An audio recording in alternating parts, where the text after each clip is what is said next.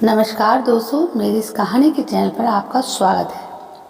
5:30 को ऑफिस खत्म होने के बाद मैं सीधा घर नहीं गया था, क्योंकि मुझे मेरे दोस्त का फ़ोन आया था जिसने मुझे राजा रानी वाड़ा पाव की शॉप के सामने मलाड में रुकने के लिए कहा था। उसे कुछ शॉपिंग करनी थी, इसलिए उसने कहा था तुम रुकना, साथ में जाएंगे। हम दोनों हमेशा एक साथ ही शॉपिंग करने जाते। उस शॉप के पास पार्किंग के लिए पैरेलली कुछ लोहे के एंगल लगाए हुए हैं। मैं उन्हीं पर चढ़कर बैठ गया और अपने दोस्त का इंतजार करने लगा। एक 70-72 साल का बुजुर्ग आदमी, आंखों पर मोटे कांच वाले चश्मे, मैली धोती और कुर्ता पहने मेरे पास आया।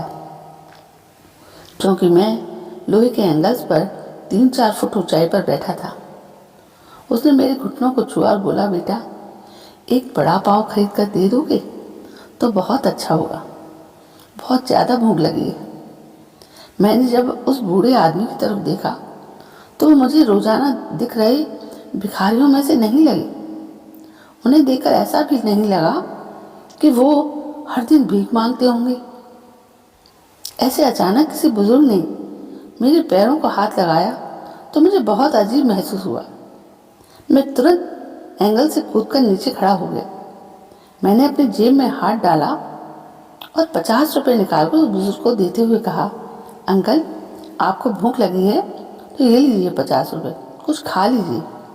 बुजुर्ग ने कहा, नहीं बेटा, पैसा मत दो, बस एक बड़ा पाव ला कर दे दो, उतना बस है मेरे लिए। ठीक है, मैं ला कर देता हूँ, आप यहीं बैठिए, कहकर मैं राजा रानी बड़ा पाव की दुकान में गया और एक बड़ा पाव खरीद कर लाया और बुजुर्ग को खाने के लिए दिया। बुजुर्ग नीचे बैठकर बड़ा पाव खाने लगे। मेरी तरफ देखकर वो बोले, ऊपर मत बैठो, गिर जाओगे, यहाँ बैठो मेरे पास, कोई साथ बैठेगा तो मुझे भी 2 निवाले अच्छे से खा पाएंगे। मैं उनका कहना टाल नहीं पाया और उनके साथ ही बैठ गया। फिर मैंने ऐसे ही उनसे सवाल करना शुरू किया, कहाँ से आए हैं, कहाँ जाएंगे, किससे मिलने आए हैं, वगैरह वगैरह। मैं नागपुर से आया हूँ, एक छोटे से गांव में रहता हूँ। यहाँ मुंबई में मेरा तुम्हारे जितना उम्र का एक बेटा है, एक बड़ी कंपनी में इंजीनियर है, उससे मिलने आया हूँ। 2 साल पहले उसकी शादी हुई, लव मैरिज, बहू पढ़ी लिखी है, नए विचारों वाली। उसे सास ससुर यानी कि हम पति पत्नी गंवार लगते हैं, इसलिए हमारे साथ रहना उसे अच्छा नहीं लगता। इसलिए बेटा अब अलग रहता है, यहीं मुंबई में 2 सालों से।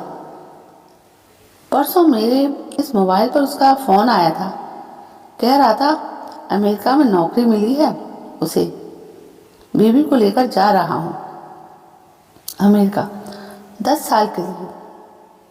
यहाँ मुंबई में था तो 6 महीने में एक बार आता था हम बूढ़े बूढ़ी को मिलने के लिए।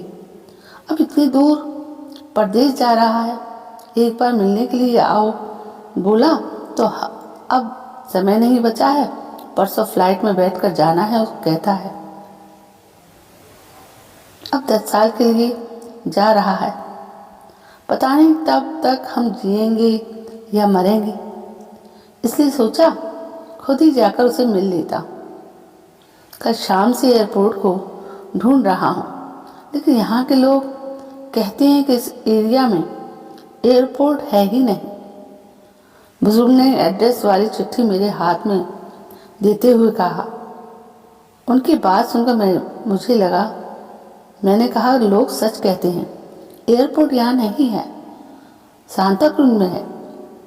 बुजुर्ग ने मेरी तरफ देखकर कहा, लेकिन परसों जब बेटे का फ़ोन आया था तो उसने यही पता लिखवाया था मुझे।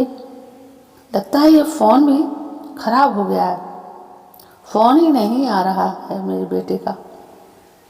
मैंने बताया था उसको कि मैं उससे मिलने आ रहा हूँ मुंबई। कहते हुए बुजुर्ग ने मोबाइल मुझे देखने के लिए कहा। अब मेरे एक हाथ में चिट्ठी और एक हाथ में मोबाइल था। मैंने मोबाइल का बटन दबाकर देखा, मोबाइल अच्छे से चल रहा था और मोबाइल में नेटवर्क भी पूरी तरह से आ रहा था। मैंने उनसे पूछा, आपने नहीं लगा के देखा फ़ोन बेटी को? मुझे कहाँ लगाना आता है बेटा फ़ोन, कोई फ़ोन करता है तो उठा लेता हूँ बस। उन्होंने कहा, मैंने रिसीव कॉल में जाकर आखिरी आए नंबर पर कॉल किया तो रिंग्स बजने के बाद कॉल कट कर दिया गया। फिर मैंने एड्रेस की चिट्ठी खोलकर देखी, उसमें जहाँ हम बैठे थे वहीं का एड्रेस था, यानी कि जानबूझकर गलत एड्रेस दिया गया था। मैं समझ चुका था कि गलत पता देकर लड़का अपने माँ बाप को टाल रहा था और अब वो उनका फ़ोन भी नहीं उठा रहा था। मुझे यह भी मालूम पड़ चुका था कि वो जिस प्लेन में सवार हो चुका था वो प्लेन कभी भी उसके माँ बाप की दिशा में उड़ने वाला नहीं था।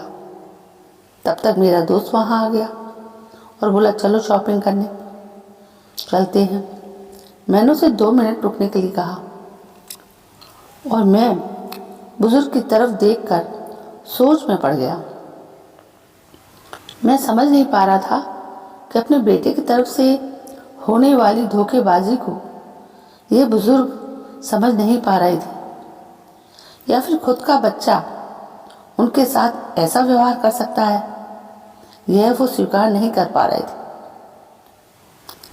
मैं बुजुर्ग से बोला, अब तक तो आपका बेटा जिस प्लेन में बैठा है वो उड़ चुका होगा। मुझे नहीं लगता है कि अब आपकी उससे मुलाकात हो पाएगी, इसलिए अच्छा यही होगा कि आप वापस अपने घर लौट जाएं। और आंटी भी आपका इंतज़ार करती होंगी। मेरी बात सुनते ही अगले ही क्षण उनकी आंखें भर आईं। आंसू भरी आंखों से वो मेरी तरफ देखने लगे। घर जाने के लिए भाड़े के पैसे देते हुए मैंने उनके हाथों पर हाथ रखा और पूछा, अंकल, मैं कब से आपके हाथों में ये डब्बा देख रहा हूँ, क्या है इस डिब्बे में? मोतीचूर के लड्डू हैं, मेरे बेटे को पसंद है, उसकी माँ ने भेजे हैं खुद अपने हाथों से बना के। हुजूर ने कहा। किसी खंजर से मेरे दिल को चीर कर मेरे अंतःकरण को लहूलुहान कर दिया और ऐसी मेरी हालत हो गई थी। मैं निशब्द होकर बुजुर्ग की तरफ देखता रहा और वहीं बैठा रहा। ये भाई चलना, देर हो रही है। मेरे दोस्त की आवाज़ कानों में पड़ी तो मैं होश में आया और ऐसे ही उस भीड़ में उसके पीछे पीछे चलने लगा। घर पहुंचकर आधी रात तक मैं सो नहीं पाया।